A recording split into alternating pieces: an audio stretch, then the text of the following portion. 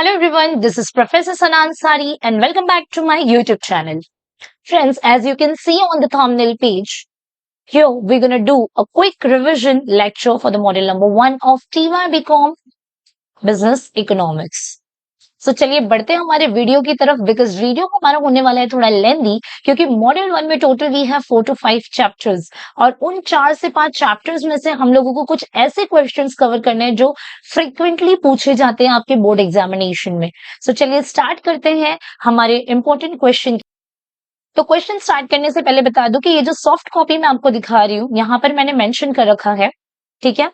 जैसे कि आप देख सकते हैं, अ की question for the success of handy book. ये मेरा एक हैंडी बुक है जहां पर मैंने ओन वर्ड्स में काफी सारी चीजों को मेंशन किया है आपके इजी लैंग्वेज के साथ दोस्तों।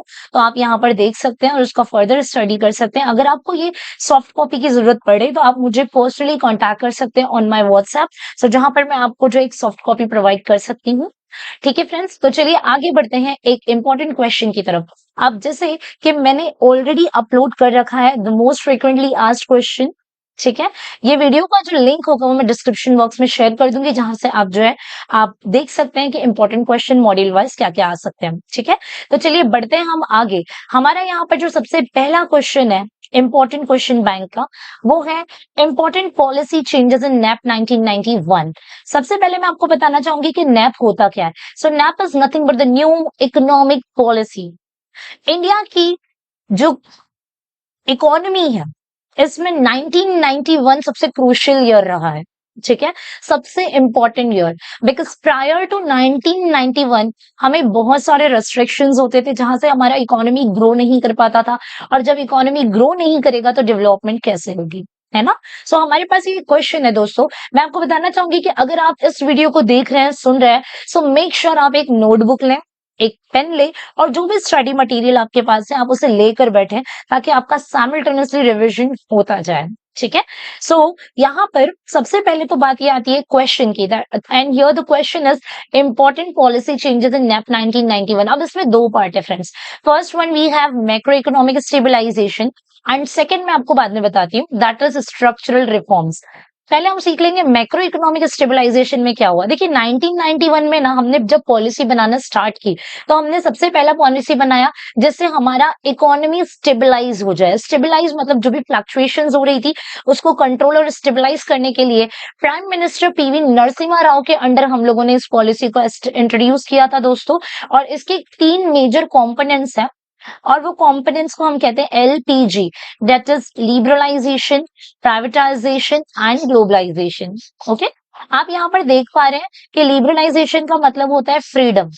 पहले जितनी भी इंडस्ट्रीज हुआ करती थी वहां पे गवर्नमेंट का बहुत ही ज्यादा एक्सेसिव कंट्रोल होता था, उससे फ्रीडम दिलाने के लिए हमने लिबरलाइजेशन का पॉलिसी लाया।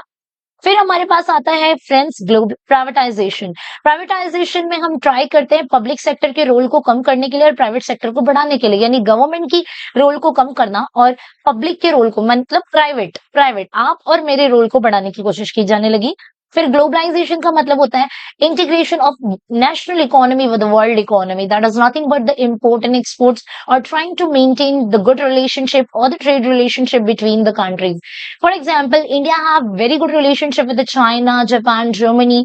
तो ये बिटवीन द कंट्रीज जो ट्रेड पॉसिबल हो पाया ना friends, it is all just because of the globalisation introduction. Okay, तो मैक्रो इकोनॉमिक स्टेबलाइजेशन में you need to do focus on the LPG.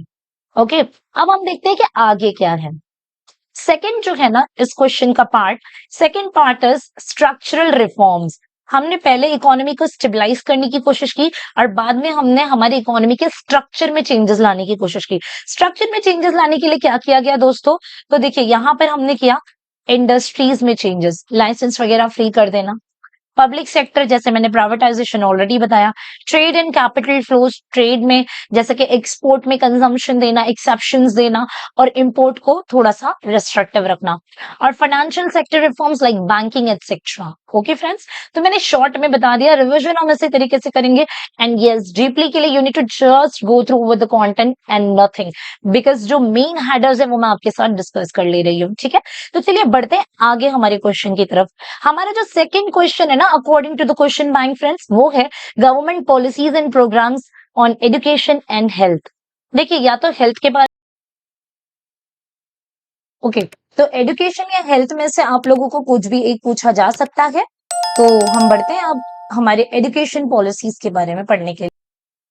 अब यहाँ पर जैसे कि आप देख सकते हैं एक क्वेश्चन मैंने ऐड कर रखा है। क्वेश्चन है आपका government policies and programmes on education. ठीक है, अब गवर्नमेंट ने क्या पॉलिसीज एंड प्रोग्राम्स बनाए एजुकेशन के लिए? तो देखिए यहाँ पे अलग अलग योजनाएं बनाई गई। जैसे मैं आपको आरटीई एक्ट के बारे में बताना चाहती हूँ, that is right to education act.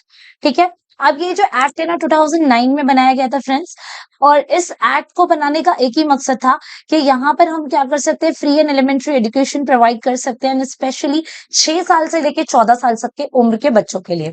ठीक है, तो इसी तरीके से यहाँ पे काफी सारी योजनाएं की लिस्ट देखिए मैंने ऐड कर रखी है, आपको दिख रहा होगा स्क्रीन पे friends. National programme for education for girls, NPEGEL जिसे हम कहते हैं शॉर्ट में, केजीबीवी कस्तूरबा गांधी बालिका विद्यालय। फिर उसके अलावा जो है मिड डे मील का आप लोग जानते हैं ऑलरेडी, आपने एक्सपीरियंस भी किया होगा इस योजना में, जहां पर आपको स्कूल में जो है मील वगैरह प्रोवाइड किया जाता था।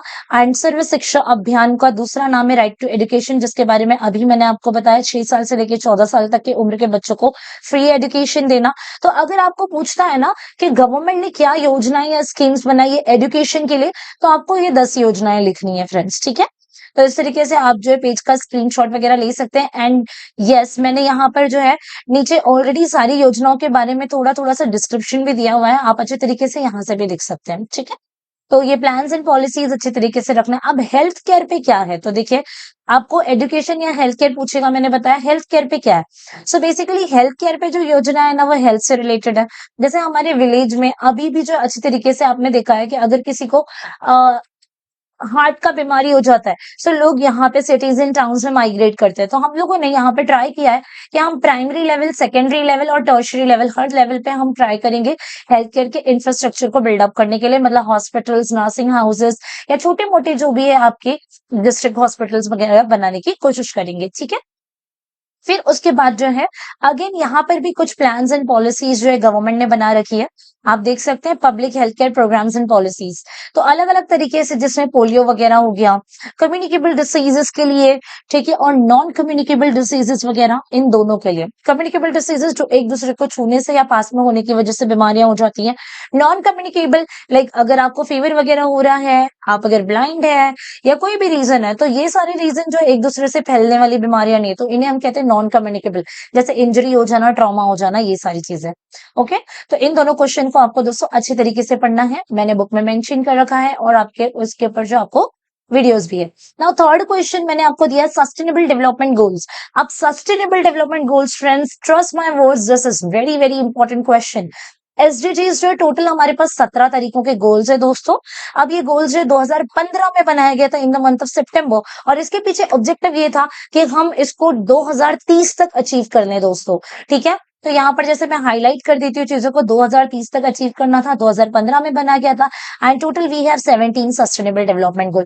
अब ये गोल्स है कैसे, वो भी एक बार गो थ्रू कर लेते हैं। तो देखिए 17 के 17 गोल्स आपको स्क्रीन पे दिखाई दे रहे हैं दोस्तों।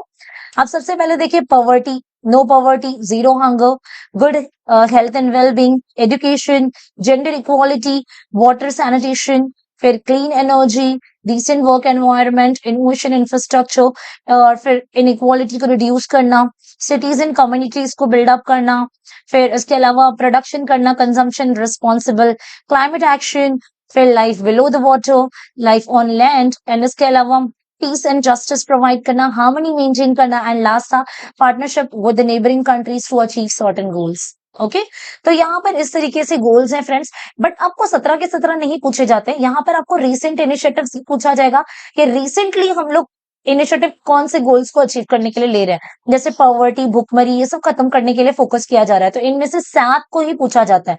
या तो आप बोलेंगे, ये लोग आपको पूछेंगे write any 7 sustainable development goals, या फिर आपको लिखेंगे recent sustainable initiative taken by India. So you have to just write any 7 और 8 ओनली। ठीक है, जिसमें पॉवर्टी, फिर हंगर को रिड्यूस करना, एनवायरमेंट क्लीन रखना, जेंडर इनइक्वालिटी को रिड्यूस करना, ठीक है, और हमारी इकोनॉमी की इंफ्रास्ट्रक्चर और स्ट्रक्चर को स्टेबलाइज करना। ओके दोस्तों, तो ये इंपॉर्टेंट है, आपको अच्छे से पढ़ना है। शॉर्ट नोट्स के लिए आपको स्किल इंडिया जैसे क्वेश्चंस पूछे जा सकते हैं, स्टार्टअप इंडिया और मेक इन इंडिया इनिशिएटिव। भाई अच्छे से पढ़ना है मेक इन इंडिया को, स्किल इंडिया को और इन्वेस्टमेंट इंडिया को। ओके फ्रेंड्स, ओके, तो अभी हमारे पास जो हमारे क्वेश्चन बैंक के अकॉर्डिंगली क्वेश्चन नंबर 4 है, that is advantages of MNCs, and 5 is benefits of foreign direct investment. तो पहले हम लोग जो है इस चैप्टर में देखते हैं फॉरेन इन्वेस्टमेंट, ये हमारा चैप्टर है। फॉरेन इन्वेस्टमेंट का मतलब होता है बाहर देश में जब आप इन्वेस्टमेंट करते हैं। तो देखिए, बाहर देश में जो आप इन्वेस्टमेंट करते हैं ना दोस्तों, ये दो तरीके से होती है। एक होता है आपका एफडीआई और दूसरा होता है आपका एफपीआई। अब एफडीआई का मतलब होता है foreign direct investment, when we do investment in another country and specially on the land and building of or any project or any plant and machinery. तो जब आप इन पे पैसा लगाते हैं ना, तो इन्हें हम कहते हैं foreign direct investment. And one is we have foreign portfolio investment, when we do investment on another country shares, securities and bonds, so इसे हम कहते हैं portfolio investment. So now FDI के बारे में आपको पूछा जा सकता है, इसके बेनिफिट्स क्या होते हैं।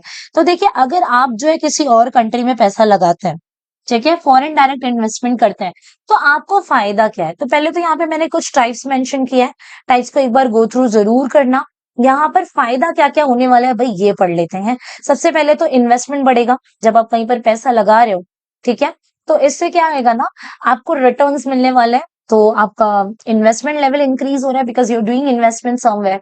फिर न्यू टेक्नोलॉजीज आपकी आएंगी, आपका बैलेंस ऑफ पेमेंट जो हमारी इकोनॉमी का एक फाइनेंशियल स्टेटमेंट है, बैलेंस ऑफ पेमेंट इंप्रूव होगा और हमारा रिसिट साइड बढ़ेगा बिकॉज एक्सपोर्ट्स बढ़ेंगी या फिर फॉरेन कंट्रीज में इन्वेस्टमेंट बढ़ेगा। तो हमारा सोसाइटी का भी डेवलपमेंट होगा, ठीक है, एंड इंफ्रास्ट्रक्चर भी डेवलप्ड होगा। तो ऐसे बहुत सारे बेनिफिट्स होते हैं, तो ये आपको मेंशन करना है फ्रेंड्स। एंड लास्ट जो है मॉड्यूल 1 में, देखिए पहला मैं आपको बताना चाहूंगी कि आप पूरा फोकस करें government plans and policies on education और हेल्थ केयर पे। उसके बाद जो है आपका सेकंड फोकस होना चाहिए सस्टेनेबल डेवलपमेंट गोल्स में। एंड फिर उसके बाद एफडीआई और आपका बनता है अब एमएनसीज। देखिए भूलिएगा नहीं, ये क्वेश्चन बहुत इंपॉर्टेंट है, मल्टीनेशनल कॉर्पोरेशंस। ओके दोस्तों, सो एमएनसीज जो है यहाँ पर अच्छे से आपको तैयारी करनी है। इसका इंट्रोडक्शन मैंने अच्छे से दिया है कि एमएनसीज का एक और नाम है, that is TNCs, that is nothing but the transnational corporations. MNCs होती क्या है, जनरली इनका हेडक्वार्टर जो है किसी एक कंट्री में होता है, एंड दे ऑपरेट होली और partially in any other countries, ठीक है। इनके मल्टीपल ब्रांचेस होते हैं डिफरेंट डिफरेंट कंट्रीज में। एग्जाम्पल के लिए आप एप्पल, Amazon, माइक्रोसॉफ्ट, मैकडोनल्ड्स वगैरह का ले सकते हैं। अब यहाँ पे मैंने आपको रोल एंड एडवांटेजेस दिए हुए हैं एमएनसीज के।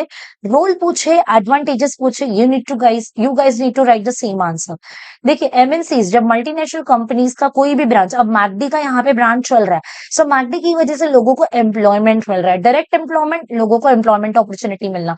सी as you can see on the screen, 14.3 million जो है एम्प्लॉयमेंट आपकी जनरेट होती है एमएनसी से डायरेक्टली।